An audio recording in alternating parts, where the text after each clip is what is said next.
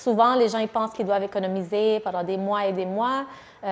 Donc, dans 1 an, ils vont faire le pas, ou dans 2 ans ou 3 ans. Mais finalement, quand je m'assois avec eux, on regarde les chiffres et on s'entoure justement de professionnels, conseillers financiers, courtiers hypothécaires.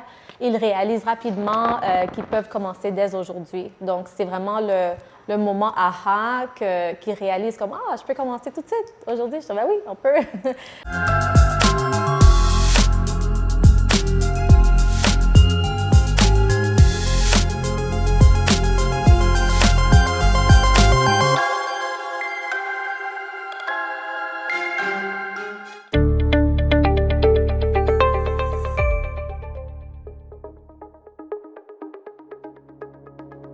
Vous êtes entrepreneur?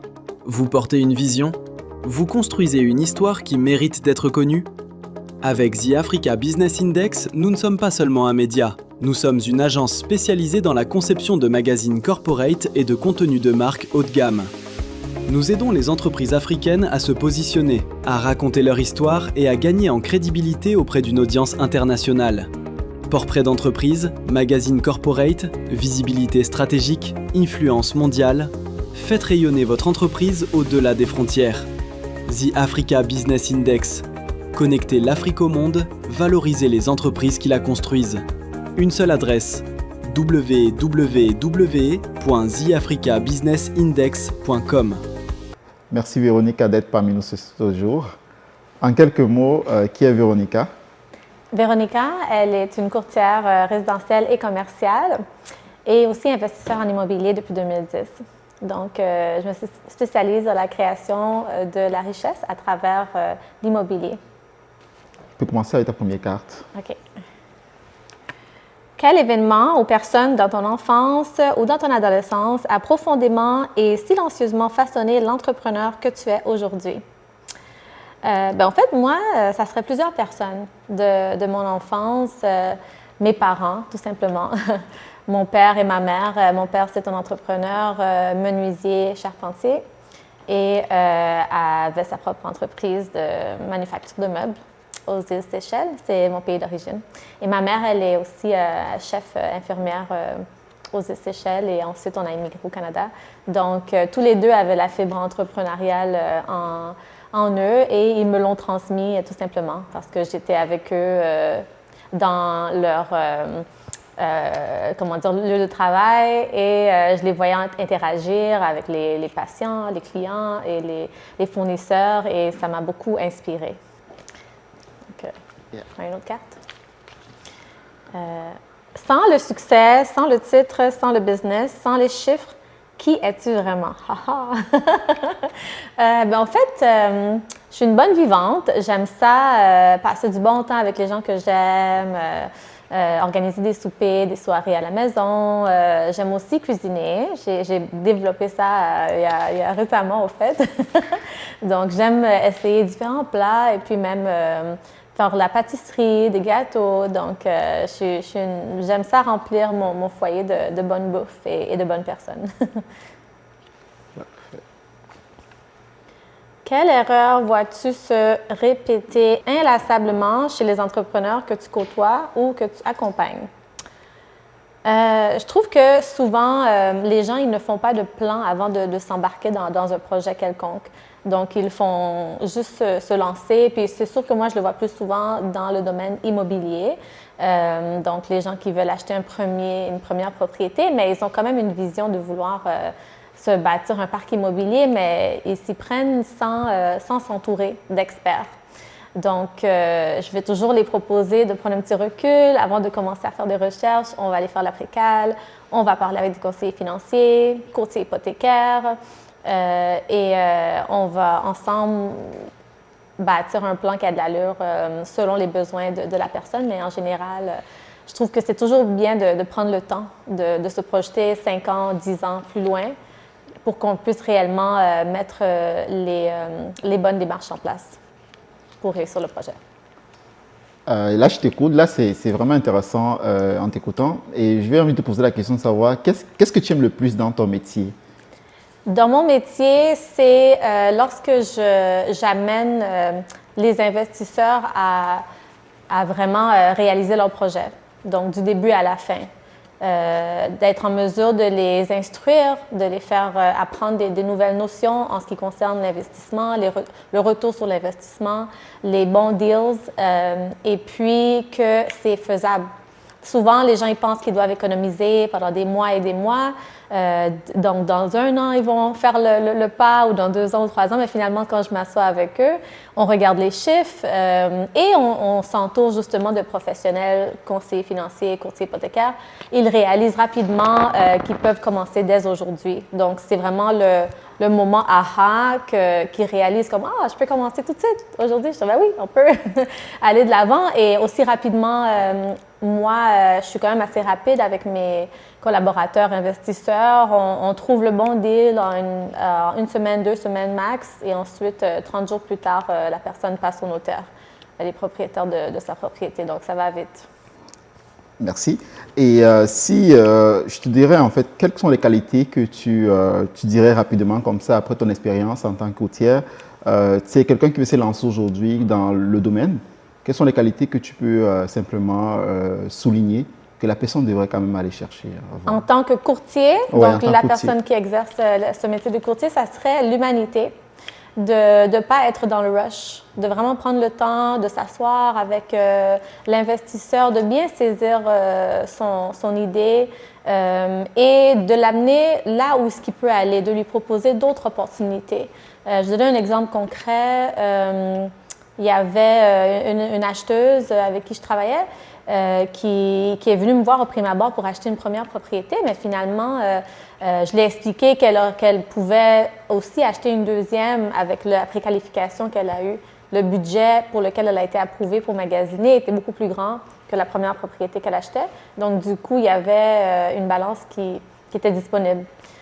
Et donc, le fait de savoir qu'elle pouvait ensuite passer à une deuxième propriété rapidement, elle a tout de suite embarqué. Donc, le fait d'être investisseur moi-même en immobilier et d'avoir vécu les différents types de transactions, je suis en mesure de me mettre à la place de l'acheteur autant que de garder mon chapeau de courtière et de conseillère. Donc, voilà.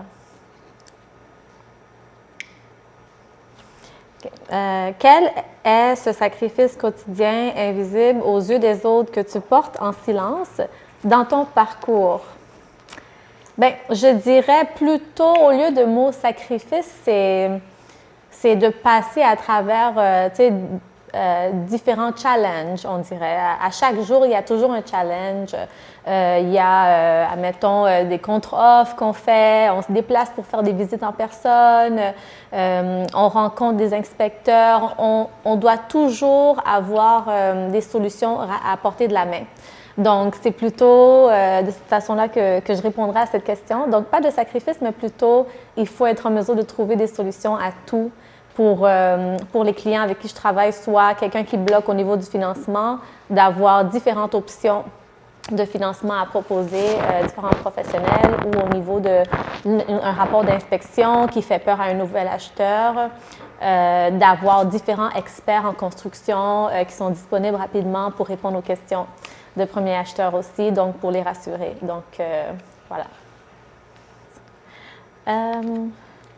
Est-ce que la vie que tu mènes aujourd'hui correspond réellement aux valeurs que tu affirmes porter? Absolument. Donc, à tous les jours, c'est important pour moi d'être de plus en plus en alignement avec ma vision, mes valeurs. Et en ce moment, je suis en mesure de façonner ma vie, au fait, mon travail autour de ma vie. Donc, je peux vraiment bien déterminer des moments qui sont réservés au travail et des moments qui sont réservés à la famille, à moi-même, aux amis. Si tu devrais tout recommencer avec la même intelligence, mais sans aucun réseau, le ferais-tu? Absolument. Je recommencerai demain et je pourrais repartir à nouveau et atteindre mes objectifs. Je pense que le plus que tu t'instruis toi-même, le plus que tu investis en ta personne et que tu perfectionnes tes skills, il n'y a rien qui pourra t'empêcher d'atteindre tes objectifs.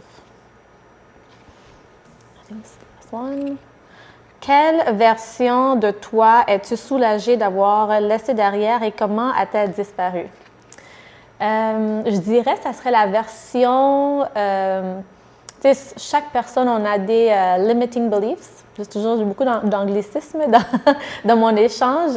C'est le fait que j'ai grandi à Montréal, donc il y a beaucoup de bilinguisme partout. Donc, avant de devenir courtier immobilier, je ne pensais pas que je pouvais réaliser, vraiment monter mon entreprise et développer mon réseau et développer ma clientèle. J'étais salariée, donc de faire le pont, tout est possible. Il faut vraiment juste croire en soi et puis de se donner au maximum à tous les jours et de prendre le temps avec chaque client aussi. Ça fait toute la différence. Oui, en quelques mots comme ça, qu'est-ce qui t'a poussé vraiment à te lancer dans ce secteur, dans le domaine de... C'était plus, je trouvais qu'il y avait un manque au niveau d'accompagnement et de stratégie investissement immobilier, au niveau de ce service-là qui était offert aux particuliers. Et dans mon expérience à moi, j'ai eu des très bons courtiers avec qui j'ai travaillé, excellent service à la clientèle, très présent. Mais j'ai voulu comme pousser un petit peu plus loin l'enveloppe et de nature, je suis très curieuse, je suis fonceuse et j'aime ça voir grand.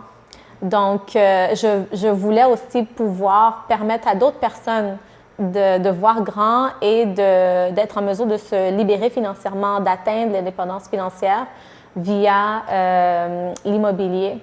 Et peut-être s'ils continuent et qu'ils appliquent les notions que je les transmets, qu'ils puissent prendre leur retraite plus tôt qu'ils auraient envisagé initialement.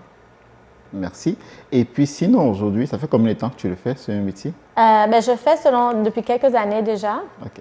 Ça fait plus longtemps que je suis investisseur en immobilier. Donc, j'investis depuis 2010. Ça a vraiment été ma piqûre. Voilà. Et marché de l'immobilier au Québec en 2026, tu penses quoi? Le marché de l'immobilier au Québec, il bouge beaucoup, il est très chaud, il y a encore beaucoup de surenchères, mais il y a toujours des bons deals qu'on peut aller chercher. Donc, il faut juste être bien préparé avec les bonnes personnes et avoir son plan avant de se lancer. Parfait. Si tu devais dire un mot au futur courtier immobilier, ou bien qu'est-ce que tu lui dirais? Je les dirais de développer leur domaine d'expertise pour qu'ils puissent justement bien servir leurs clients futurs. Et il y a vraiment de la place pour tout le monde. Merci Véronica pour ta présence. Merci à Africa Business Index de l'invitation. Merci. Dans un monde où l'intelligence artificielle transforme les entreprises à une vitesse sans précédent, il est temps de passer à l'action. Entreprise canadienne spécialisée en transformation numérique, Innov Solutions Consulting accompagne les organisations dans l'adoption des technologies qui façonnent l'avenir. Grâce à l'intelligence artificielle, à l'analyse de données, à la business intelligence, aux solutions ERP et à la cybersécurité, nous aidons nos clients à optimiser leurs opérations, améliorer leurs performances et accélérer leur croissance. Transformez vos données en décisions stratégiques. Transformez vos ambitions en résultats. Innov Solutions Consulting, l'intelligence artificielle au service de votre performance.